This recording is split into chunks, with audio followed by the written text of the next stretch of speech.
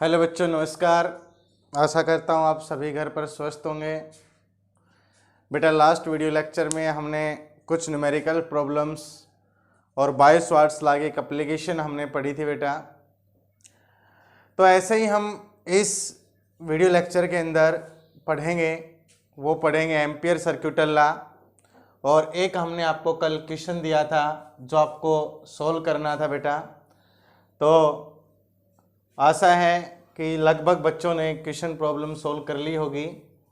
और एक मेरी आपसे आशा ही नहीं बेटा, पूर्ण विश्वास है कि आप प्रत्येक वीडियो को एंड तक ज़रूर देखें ताकि आपका प्रत्येक डाउट हो वो अच्छे से क्लियर हो। तो बेटा, हम आज का लेक्चर स्टार्ट करते हैं कि लास्ट टाइम हमने एक क्वेश्चन आपको दिया था और उस क्वेश्चन में हमने मैग्नेटिक फील्ड पूछा था बेटा एट ओ पॉइंट के ऊपर। तो कल सारे क्वेश्चंस प्रॉब्लम हमने जैसे ही सोल्व की थी तो इस टाइप का एक क्वेश्चन हमने दिया था आपको कि आपके पास कोई एक ऐसे सर्कुलर कॉइल है, इसके अंदर आई करंट ऐसे फ्लो करता है, आई करंट, फिर इसके दो ब्रांच टूट जाती हैं, ये I1 और ये टूट जाती है I2। और इस पॉइंट के ऊपर हमें मैग्नेटिक फील्ड कैलकुलेट करना था ओ पॉइंट के ऊपर बेटा, ऐसे। और ये आई करंट यहाँ से बाहर आता है, इसको ऐसे लिख लेते हैं थोड़ा सा, और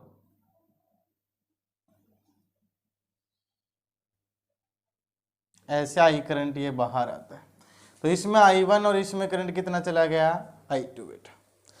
तो बात करते हैं सबसे पहले कि कंडीशन अपने पास क्या है कि टोटल जो करंट है अपने पास वो हमने कितना दिया बेटा, I। और जो ये एंगल था, ये एंगल कितना था बेटा अपना, थीटा। तो आपके पास 100% जो ये एंगल बच गया बेटा वो कितना बचेगा, 2 पाई माइनस का थीटा। अब बात करते हैं, जब ये आई करंट यहाँ से गया बेटा तो दो ब्रांच में टूट गया, I1 यहाँ और I2 यहाँ। अब I1 यहाँ से यहाँ पहुँचा और I2 यहाँ से यहाँ पहुँचा, और दोनों का सम जितना करंट हमने I दिया था उतना ही करंट क्या आ गया, बाहर आ गया। तो बात करते हैं, लास्ट टाइम हमने सारे फॉर्मूले पढ़ रखे थे कि अगर मैं magnetic field due to straight conductor निकालूं तो म्यू नॉट बटा 4 पाई, एक फॉर्मूला पढ़ रखा है 2I बटा ए, जब आपका P point near centre of a straight conductor हो, इनफाइनाइट कंडक्टर हो उसके लिए।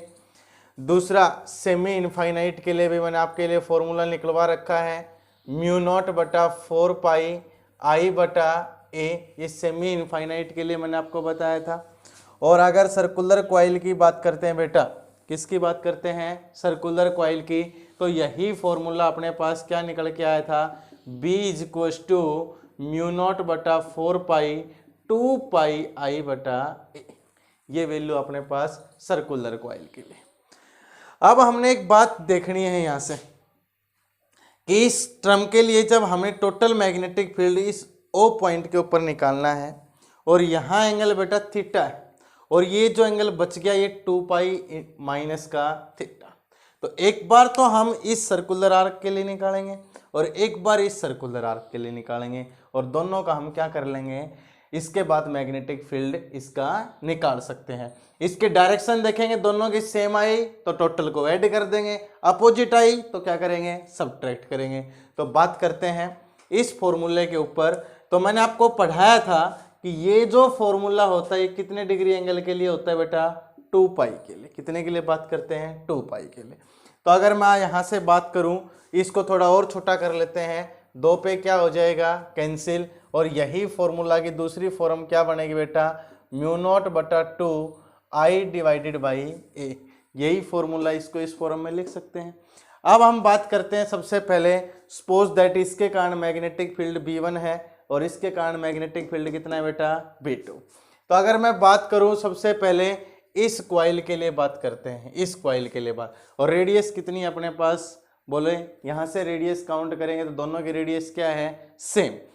अगर अपने पास कंडीशन आती है कि दोनों की जो रेडियस है वो अपने पास क्या है भाई, सेम है, तो सबसे पहले कंडीशन निकाल लूँ इस वाले के लिए। मैं B1 की वैल्यू पुट करता हूँ यहाँ पे, देखें आप ध्यान से, B1 is equals to, B1 की वैल्यू बात करें तो क्या निकल के आ जाएगी, म्यू नॉट बटा 2 I बटा A, ये तो मेन फॉर्मूला हो गया।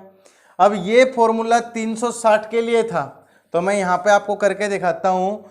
जब 2 पाई के लिए फॉर्मूला कितना है, म्यू नॉट I बटा 2A, तो एक के लिए कितना होगा, म्यू नॉट I बटा 2A, और थीटा एंगल के लिए ना 2A और डिवाइड बाई क्या आ जाएगा भाई, पाई, 2 पाई, और थीटा की बात करें तो मल्टीप्लाई कितना हो जाएगा, थीटा।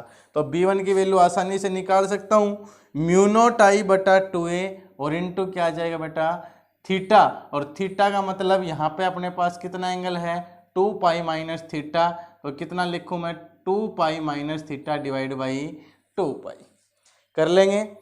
ऐसे ही अगर मैं B2 की वैल्यू जब यहाँ से निकालूंगा, B2 की वैल्यू, तो यही same as it is mu naught I बटा 2A, और अब की बार एंगल कितना है, थीटा, तो नीचे कितना आ जाएगा अपने पास, 2 पाई। बस दोनों कंसेप्ट आपको यही लगाने थे बेटा, कि यहाँ पे एंगल लिखना था आपको 2 pi minus theta divided by 2 पाई, इसके लिए एंगल कितना है, थीटा, तो ये वैल्यू क्या बन जाएगी, म्यू नॉट I बटा 2A इंटू थीटा बटा 2 पाई। अब इसके डायरेक्शन निकाल लेते हैं। अब देखना, इसके डायरेक्शन निकालेंगे तो इसके अंदर करंट की डायरेक्शन ऐसे है, तो मैग्नेटिक फील्ड बेटा क्या होगा, परपेंडिकुलर इनवर्ड। इसमें करंट की डायरेक्शन ऐसे है, तो मैग्नेटिक फील्ड क्या होगा, परपेंडिकुलर आउटवर्ड। तो इसकी बात करें तो परपेंडिकुलर इनवर्ड, और इसकी बात करूं तो परपेंडिकुलर क्या होगा बेटा, आउटवर्ड। दोनों के लिए निकाल ली। लेकिन एक बात और कहोगे कि आपके पास ये दो स्ट्रेट कंडक्टर भी हैं, एक कंडक्टर ये है बेटा और एक कंडक्टर ये है। इनके अगर बात करें तो इनके ये आगे जो पॉइंट O है, ये बिल्कुल इनके स्ट्रेट लाइन है, और स्ट्रेट लाइन अगर पॉइंट होता है स्ट्रेट कंडक्टर के बिल्कुल सामने, तो वहां के लिए मैग्नेटिक फील्ड की वैल्यू क्या होती है, 0। तो इस स्ट्रेट कंडक्टर के लिए मैग्नेटिक फील्ड की वैल्यू क्या आएगी, 0, और इस स्ट्रेट कंडक्टर के लिए मैग्नेटिक फील्ड की वैल्यू क्या आएगी, 0, क्योंकि जो ये O पॉइंट है ये बिल्कुल इसके सामने लाई करता है, और यहाँ पे जो O पॉइंट है बिल्कुल इसके सामने लाई करता है, और साइन 0 की वैल्यू क्या हो जाती है, 0। इसलिए इन दोनों स्ट्रेट कंडक्टर के लिए मैग्नेटिक फील्ड की वैल्यू क्या हो जाएगी, 0। तो हमें मैग्नेटिक फील्ड एक तो इस सर्कुलर कॉइल का निकाला है और एक इस सर्कुलर कॉइल, तो एक का है परपेंडिकुलर इनवर्ड और इसके लिए कैसा है, परपेंडिकुलर आउटवर्ड। अब हम बात करते हैं, सबसे पहले जब इसकी वैल्यू निकालेंगे, कंडीशन जो अपने पास है वो देखते हैं। अब एक के लिए परपेंडिकुलर अपने पास इनवर्ड निकल के आया और एक आपके पास परपेंडिकुलर क्या निकल के आया है, आउटवर्ड। अब आसानी से निकाल सकते हैं कि हमें टोटल मैग्नेटिक फील्ड निकालना है, तो हम क्या करेंगे, total magnetic field B is equal to, ज़्यादा में से किसको घटाएंगे, कम को, तो क्या निकल के आ जाएगा अपने पास, B1 माइनस का B2, ये वैल्यू। तो इसको लिख सकते हैं म्यू नॉट बटा 2 I बटा A, दोनों जगह कॉमन है, यहाँ पे भी बेटा 2 पाई, यहाँ पे भी कॉमन है 1 बटा 2 पाई, हमने कॉमन ले लिया, तो यहाँ पे कितना बचेगा, 2 पाई माइनस का थीटा, तो यहाँ बचेगा। और यहाँ अगर मैं बात करूँ तो यहाँ पे सिर्फ क्या बचेगा अपने पास, थीटा, तो ये भी माइनस का क्या बन जाएगा, थीटा। और इसी टर्म को जब सोल्व करेंगे तो क्या बनेगा, म्यू नॉट I बटा 2A इंटू 2 पाई, और ये बन जाएगा 2 पाई माइनस का 2 थीटा। आप इसको और भी सोल्व कर सकते हैं, तो ये अपने पास क्या रिजल्ट निकल के आएगा, इसके लिए magnetic field at point O की ये क्या निकल के आ जाएगी, वैल्यू। तो बिल्कुल सिंपल तरीके से बेटा आपको समझाया है कि सिर्फ एक बार इस सर्कुलर कॉइल के लिए मैग्नेटिक फील्ड निकालना है और एक बार आपको इस सर्कुलर कॉइल के लिए मैग्नेटिक फील्ड निकालना है। इन दोनों स्ट्रेट कंडक्टर के लिए मैग्नेटिक फील्ड की वैल्यू क्या हो जाएगी, 0 हो जाएगी। चलो एक क्वेश्चन हम और करते हैं इसी के ऊपर बेस्ड, फिर इसके बाद हम नेक्स्ट टॉपिक पढ़ेंगे बेटा, वो टॉपिक पढ़ेंगे हम एम्पियर सर्क्यूटल लॉ। तो हम बात करते हैं थोड़ी देर के लिए, एक नेक्स्ट क्वेश्चन आपके सामने देते हैं, बहुत अच्छा क्वेश्चन है, CBSE में भी पूछा गया है। ये सिचुएशन आपके पास कहे कि ये कोई स्ट्रेट कंडक्टर है आपके पास, ये स्ट्रेट कंडक्टर जिसमें 5 एम्पियर करंट आपके पास आ रहा है, इसके बाद यहाँ एक सर्कुलर लगा दिया ऐसा, ये सर्कुलर, इसमें करंट कह दिया आपके पास I1 और इधर करंट कह दिया आपके पास I2। टोटल करंट इकट्ठा हो जाए यहाँ, मान लो इस पॉइंट पे आके फिर एक स्ट्रेट कंडक्टर कह दे, और ये करंट अब फिर I = 5 एम्पियर और यहाँ भी I इक्वल्स टू 5 एम्पियर। अगर हम बात करते हैं A, B, C, D, इस पॉइंट को थोड़ी देर के लिए E और इस पॉइंट को थोड़ी देर के लिए क्या मान लें, F, ये कंडीशन, और हमें कह दे calculate the magnetic field at point O, और ये कंसेप्ट अपने से पूछे कि हमें मैग्नेटिक फील्ड है बेटा किसके ऊपर निकालना है, O पॉइंट के ऊपर।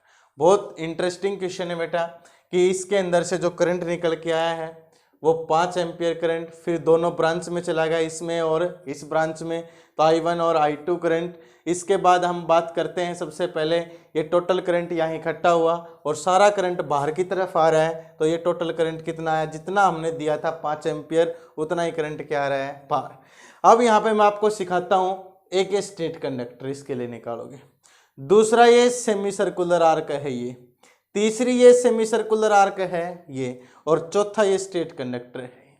चारों का मैग्नेटिक फील्ड निकाल के ऐड करना पड़ेगा। मैं आपके सामने एक एक स्टेप अच्छे से बता रहा हूं। अगर पहला स्टेप निकालूं मैं B1 के लिए, तो बात करते हैं बेटा B1 की, इसके लिए तो देखो ये एक ऐसा कंडक्टर है जिसके अंदर ये O पॉइंट एक एंड के नज़दीक है और एक एंड के नज़दीक नहीं है। और जब ऐसी सिचुएशन आती है तो मैंने आपको फॉर्मूला बताया था कि ये कंडीशन होती है सेमी इनफाइनाइट कंडक्टर के जैसी, जिसके अंदर एक एंड के पास जहां मैग्नेटिक फील्ड निकाल रहे वो पॉइंट है और एक के पास नहीं होगा। तो इसके अंदर क्या कंडीशन होती थी, एक एंगल को हम 90 लेते थे बेटा और एक एंगल को हम क्या लेते थे, 0। तो अपने पास इसके लिए निकाल के लाऊं और ये डिस्टेंस मान लो इसकी कितनी है, 5 सेंटीमीटर, सपोज दैट कितनी मान ली हमने, 5। तो फॉर्मूला अपने पास रियल में क्या होता था स्ट्रेट कंडक्टर के लिए, म्यू नॉट बटा 4 पाई I बटा A साइन ऑफ φ1 और plus sine of φ2, main formula ये होता था। अब देखो ये O पॉइंट इस स्ट्रेट कंडक्टर इस एंड के नजदीक और इस एंड के नजदीक नहीं है, तो इसके लिए तो 90 डिग्री बनेगा और इस एंड के बिल्कुल सामने है, तो इसके लिए कितना बन जाएगा, 0। तो इसकी वैल्यू जब हम निकालेंगे तो ये फॉर्मूला B1 निकालूं तो क्या बन जाएगा बेटा, म्यू नॉट बटा 4 पाई I बटा क्या लिखोगे, A साइन 91 और साइन 0 0। ये वैल्यू आ गई मैग्नीट्यूड में, लेकिन अब हमें इसकी क्या चाहिए, डायरेक्शन। अब ये कंसेप्ट बड़े अच्छे से समझना, क्यों ऐसा कंडक्टर है ये बेटा, स्ट्रेट, और जब स्ट्रेट कंडक्टर होता है तो हम डायरेक्शन देते हैं राइट हैंड थंब रूल से। किससे देते हैं, राइट हैंड थंब रूल से। अगर हम बात करें अब इसके लिए करते हैं, थंब रिप्रेजेंट करता है डायरेक्शन ऑफ करंट और कर्वेचर ऑफ फिंगर रिप्रेजेंट करती है डायरेक्शन ऑफ मैग्नेटिक फील्ड। देखें करंट किधर जा रहा है, इस साइड, और ये इस पॉइंट के ऊपर निकालें तो परपेंडिकुलर, लेकिन हमें निकालना है इस पॉइंट के ऊपर, तो इसके लिए निकालेंगे तो ऐसे जाएगी मैग्नेटिक फील्ड लाइंस, और इस पॉइंट के लिए कैसे निकल के आएंगी, बाहर की तरफ। ये ध्यान से समझना, अगर ये पॉइंट मान लो बेटा यहां होता तो ये मैग्नेटिक फील्ड होता परपेंडिकुलर इनवर्ड, अब ये पॉइंट नीचे की तरफ है तो ऐसे बाहर निकल के आएंगे इस टाइम, तो इस पॉइंट के ऊपर तो क्या कहलाएगा, परपेंडिकुलर आउटवर्ड।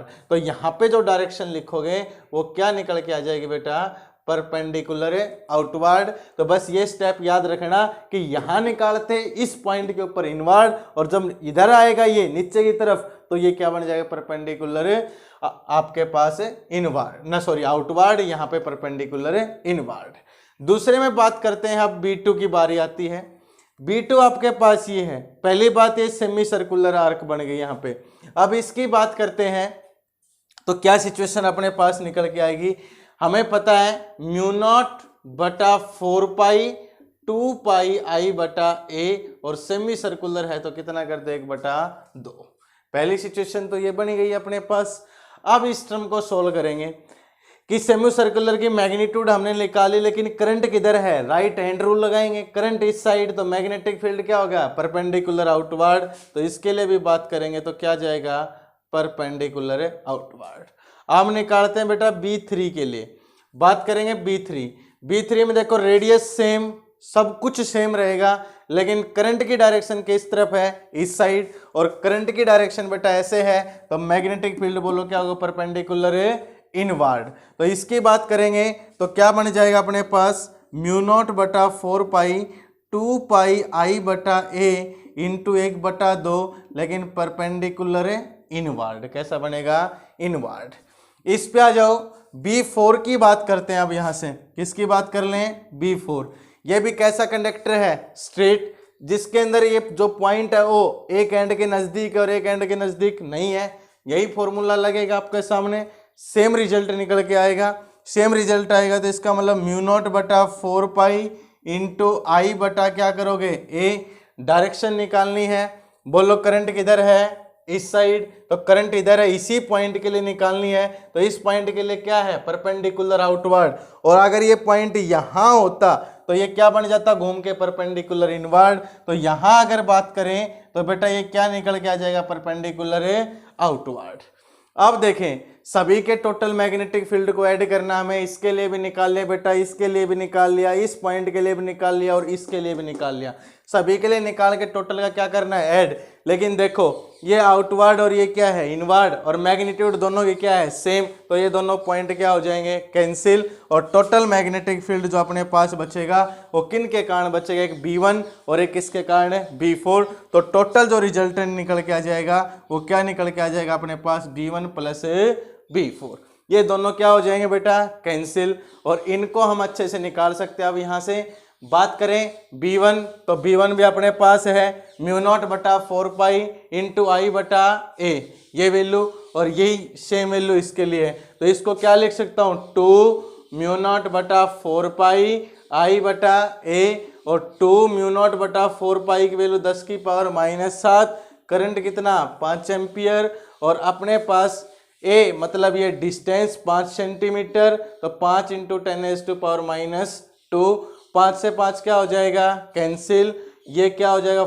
2 इंटू ऊपर जाएगा प्लस का 10⁻⁻5 टेस्ला। तो टोटल मैग्नेटिक फील्ड कितना निकल के आ जाएगा? 2 इंटू 10⁻⁵ टेस्ला।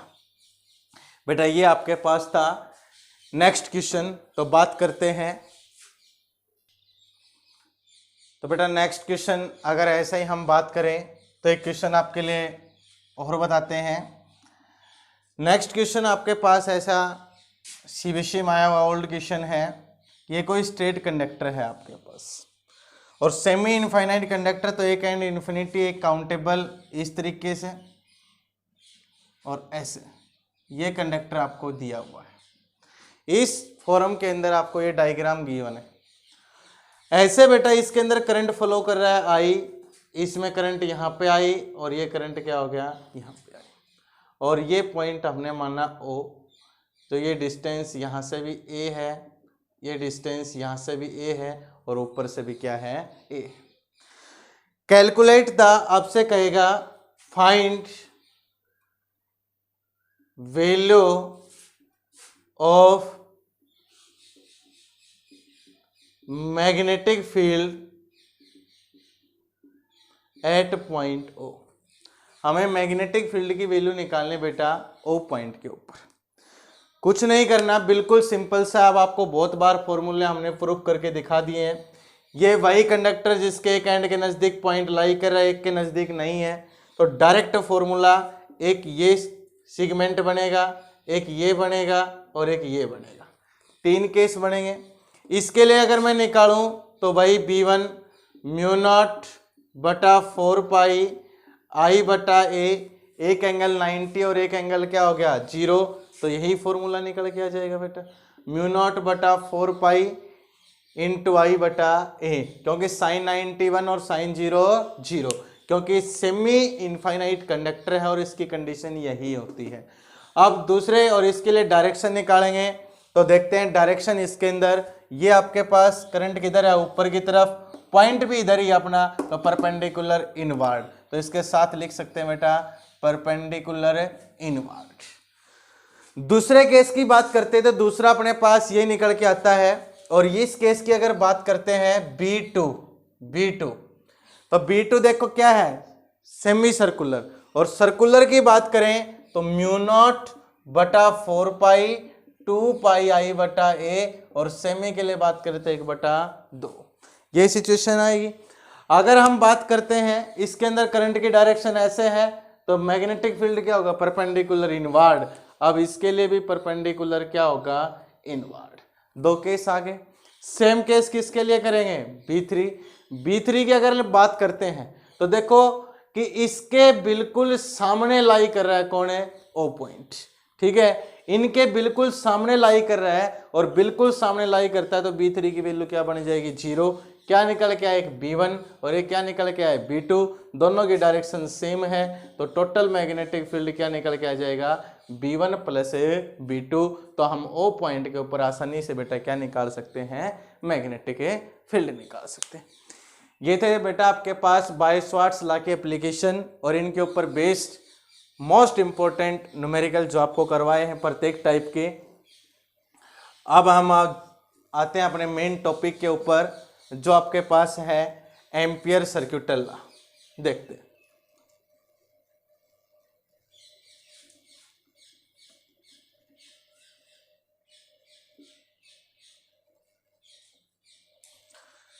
बात करते हैं बेटा एम्पियर सर्क्यूटल लॉ की। Ampere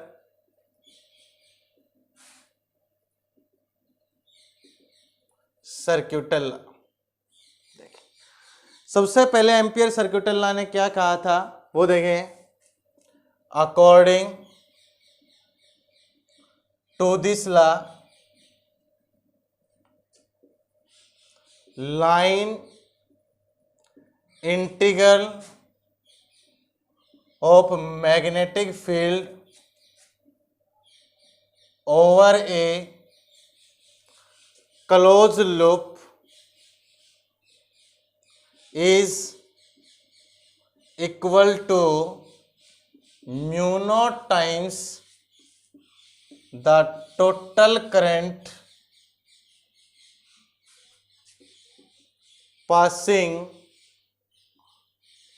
through the surface। ये कहता है, ये बेटा इसकी डेफिनेशन है, बहुत इंपॉर्टेंट लॉ है और ये लॉ मैग्नेटिक फील्ड निकालने के लिए ही यूज किया जाता है। तो बात करते हैं according to this law line integral of a magnetic field over a close loop. तो एक चीज यहाँ पे देखने को मिली बेटा कि इसका यूज किया जाता है किसके लिए, के क्लोज लूप के लिए, या इसके अंदर जो लूप होती है उसका नाम लेंगे हम एम्पीरियन लूप। क्या नाम लेंगे, एम्पीरियन लूप। सपोज दैट मेरे पास कोई भी इस तरीके से कोई भी स्पेस है, ऐसे इसके अंदर बहुत सारे करंट फ्लो कर रहे हैं।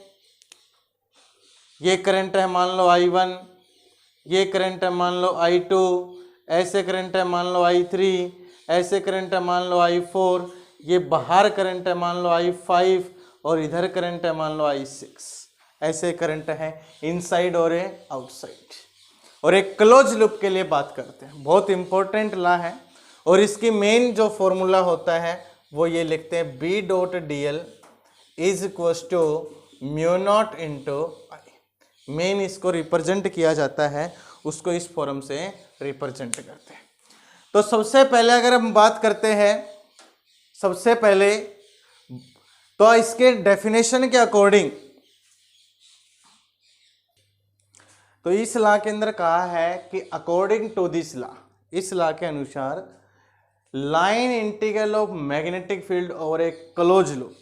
बेटा ये आपको जो ब्लैक मार्कर से लिखा है, ड्रा किया हुआ है मेरा, ये एक क्लोज लूप है और इस लूप के अंदर इनसाइड वाला हिस्सा आपने देखना है कि I1 करंट है, I2 है, I3 है, I4 है।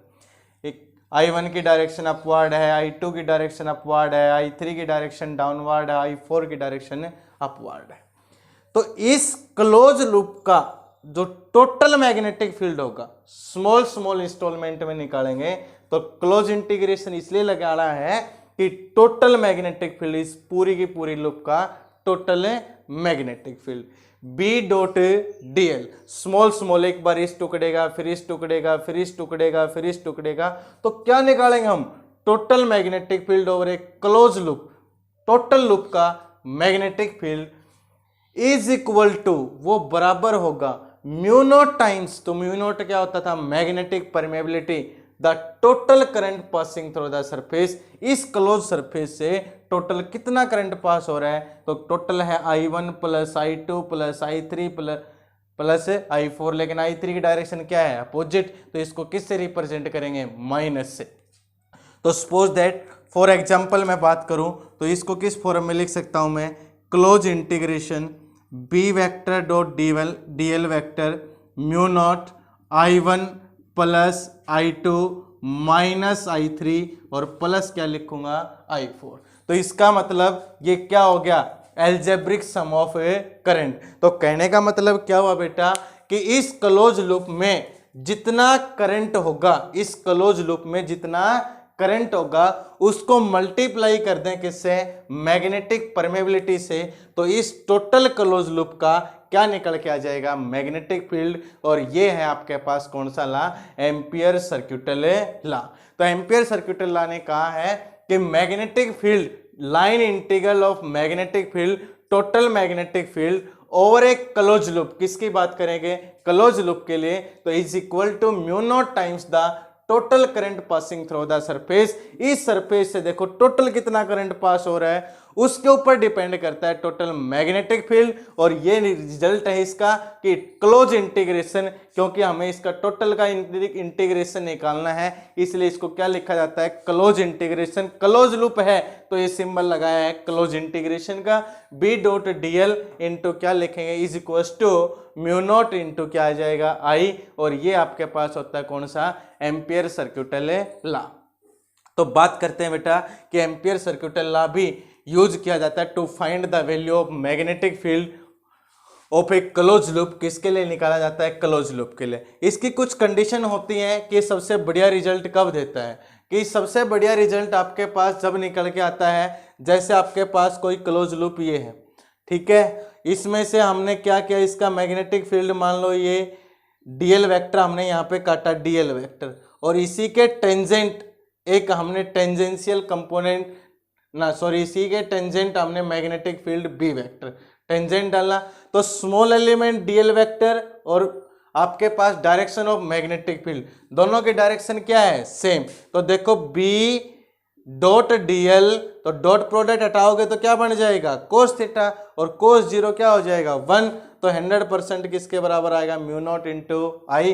तो इसका मतलब इसके लिए सिचुएशन क्या होगी कि डायरेक्शन ऑफ मैग्नेटिक फील्ड और स्मॉल एलिमेंट ये क्या हो, टेंजेंशियल कंपोनेंट हो। दूसरा मैग्नेटिक फील्ड है वो नॉन जीरो हो, मैग्नेटिक फील्ड क्या हो, नॉन जीरो, और दूसरा क्या हो, कांस्टेंट। ये इसकी एसेंशियल कंडीशन है कि magnetic field lines tangential to small element, जो स्मॉल एलिमेंट है और मैग्नेटिक, तो इसके टेंजेंट डालना, तो इसी की डायरेक्शन बी वेक्टर और डी वेक्टर दोनों की डायरेक्शन क्या है, सेम। बी वेक्टर हमेशा क्या होना चाहिए, नॉन जीरो, और क्या होना चाहिए, कांस्टेंट। ये कंडीशन होती है। इस कंडीशन के अंदर कौन सा लॉ ओबे होता है, एम्पियर सर्क्यूटल लॉ। अगर ये है B vector is normal to DL vector, अगर ये कंडीशन आ जाए कि B vector is normal to DL vector, B vector किसके नॉर्मल है, डीएल वेक्टर के, तो मतलब डीएल वेक्टर, सपोज दैट ये डीएल वेक्टर और अपना मैग्नेटिक फील्ड ऐसे कितने डिग्री का एंगल बन गया अपने पास, 90, और कोस 90 क्या बन जाएगा, 0। तो इस कंडीशन में मैग्नेटिक फील्ड क्या हो जाएगा अपने पास, 0। टोटल मैग्नेटिक फील्ड क्या होगा, 0। तो डायरेक्शन ऑफ मैग्नेटिक फील्ड और डीएल वेक्टर दोनों की डायरेक्शन क्या है, 90 डिग्री या नॉर्मल है, तो इसके लिए मैग्नेटिक फील्ड की वैल्यू क्लोज लूप के लिए क्या बनेगी, 0। इस कंडीशन में भी कौन सा लॉ होगा, एम्पियर सर्क्यूटल लॉ। तो याद रखना, एम्पियर सर्क्यूटल लॉ की बात करते हैं बेटा, तो डायरेक्शन ऑफ मैग्नेटिक फील्ड और आपके पास स्मॉल एलिमेंट की डायरेक्शन अगर सेम है तो ये ओबे करेगा B dot D L is equal to mu not into I, क्योंकि वहां पे मैग्नेटिक फील्ड होगा,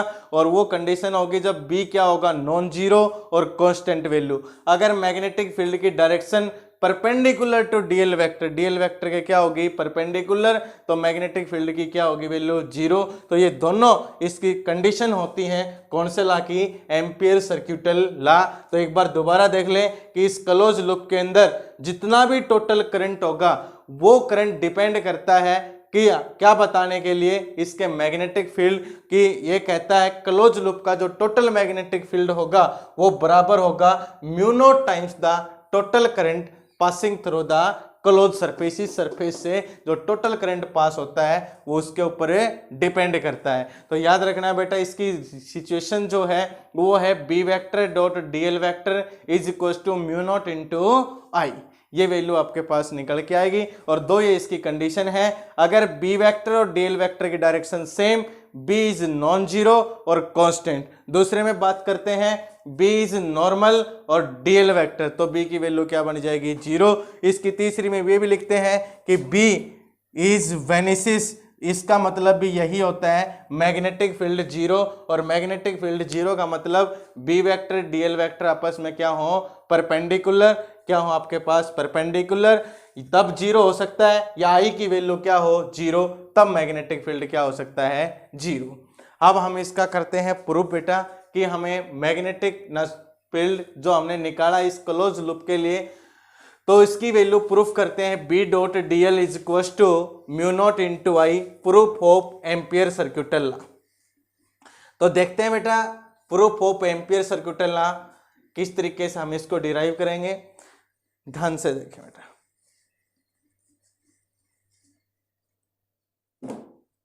अब बात करते हैं इसके प्रूफ की।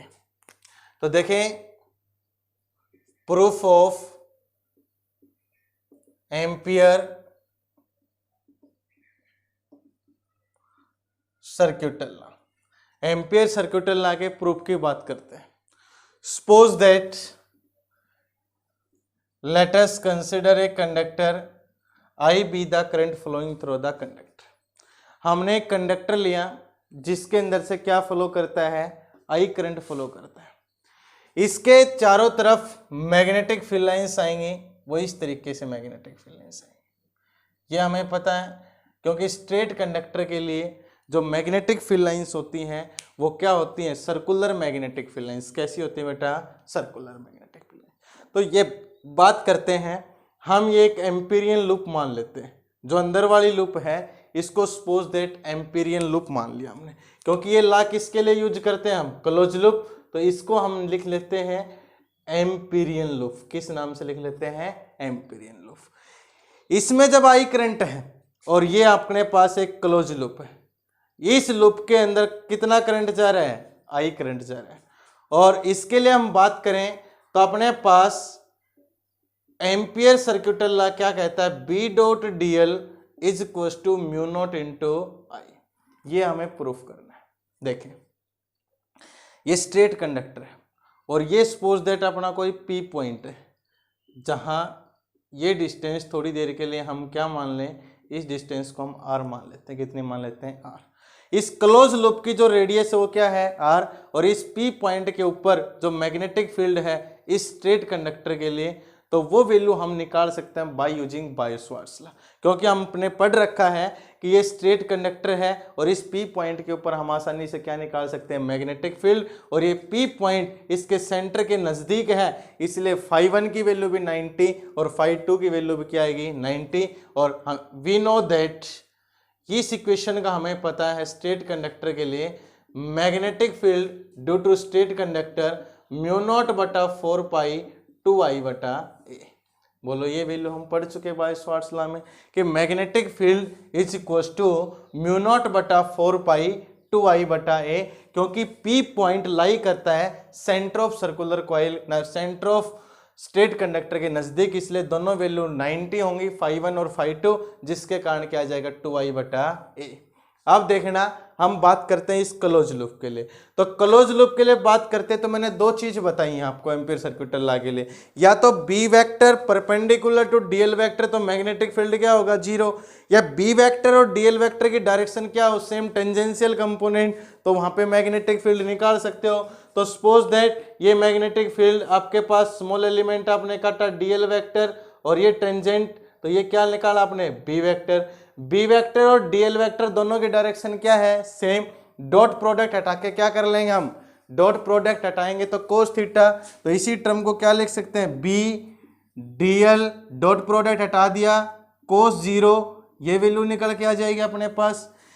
इस टर्म को अपने पास ये वैल्यू जब निकल के आई, हमने लेफ्ट हैंड साइड ली इसकी, इसको जब सोल्व करेंगे तो बी हमें पता है स्ट्रेट कंडक्टर के लिए, जो स्ट्रेट कंडक्टर अपने पास उसके लिए बी की वैल्यू निकाल चुके हैं, क्योंकि ये पी पॉइंट है, इसके ऊपर magnetic field due to straight conductor by using Biot Savart's law हम पहले लिख चुके हैं। तो बी की वैल्यू पुट करूं मैं यहाँ पे, तो म्यू नॉट बटा 4 पाई 2i बटा a, ये निकाल लिया। क्लोज इंटीग्रेशन किसके ऊपर लगेगा, dl, और cos जीरो की वैल्यू क्या होती है अपने पास 1। हमने क्लोज इंटीग्रेशन dl पे क्यों लगाया, क्योंकि हमने इसी के अंदर एक स्मॉल एलिमेंट काटा है, फिर अगला स्मॉल काटेंगे। सपोज दैट जब अगला स्मॉल काटेंगे तो फिर ये tangential component B vector DL vector, फिर अगला काटेंगे तो टेंजेंशियल बी वेक्टर, फिर काटेंगे तो बी वेक्टर। तो हर बार डीएल वेक्टर और बी वेक्टर की डायरेक्शन क्या रहेगी, सेम। तो टोटल इंटीग्रेशन भी किसके ऊपर लगेगा, डीएल।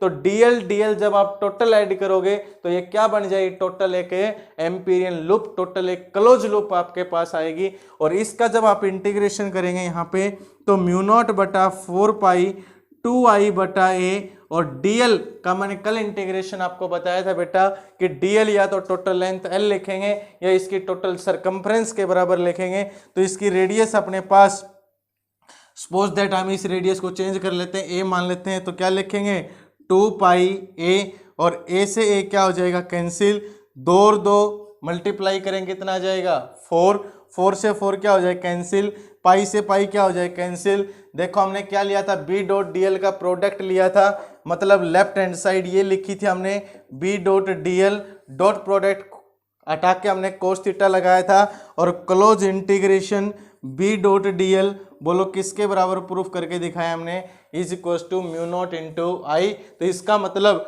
टोटल मैग्नेटिक फील्ड इस क्लोज लूप का जो हमें निकालना था वो किसके बराबर निकल के आया, mu naught time into total current. और टोटल करंट कितना पास हो रहा था अपने पास, ये हमने मान रखा था यहाँ पे कितना करंट है, आई करंट है। तो ये था अपने पास बेटा proof of ampere circuit law. बिल्कुल इजी है कि एक बार हमने एम्पियर सर्किट लॉ की ये टोटल फुल फॉर्म लिखनी थी कि बी डॉट डीएल जो फॉर्मूला है is equal to mu not into I. एक स्ट्रेट कंडक्टर लिया, स्ट्रेट कंडक्टर के लिए मैग्नेटिक फील्ड लाइंस कैसी होती हैं, सर्कुलर। एक एम्पीरियन लूप हमने ली, उस लूप के ऊपर हमने डीएल वेक्टर लिया, डीएल वेक्टर और बी वेक्टर दोनों की डायरेक्शन क्या ली, सेम। जो दो कंडीशन मैंने आपको बताई थी दोनों की डायरेक्शन सेम है, तो डॉट प्रोडक्ट हटा के क्या लगाया कोस थीटा। बी की वैल्यू हमें पता था, इस पी पॉइंट पे बाय-शॉर्ट्स लॉ हम निकाल चुके हैं, तो ये वैल्यू हमने पुट कर दी। सिर्फ इंटीग्रेशन किसके ऊपर किया है, डीएल, और डीएल को बेटा क्या लिख सकते हैं 2 पाई है, 2 पाई इंटू 2, 4 पाई से 4 पाई कैंसिल, ए से ए कैंसिल, और B dot DL is equal to किसके बराबर आया, म्यू नॉट इंटू आई। तो बेटा आज के लिए आपको जो कराया है एम्पियर सर्किट लॉ, इसको अच्छे से पढ़ें। कुछ क्वेश्चन प्रॉब्लम हमने कराई हैं, नेक्स्ट लेक्चर में हम इसके एप्लीकेशन पढ़ेंगे। Thanks for today.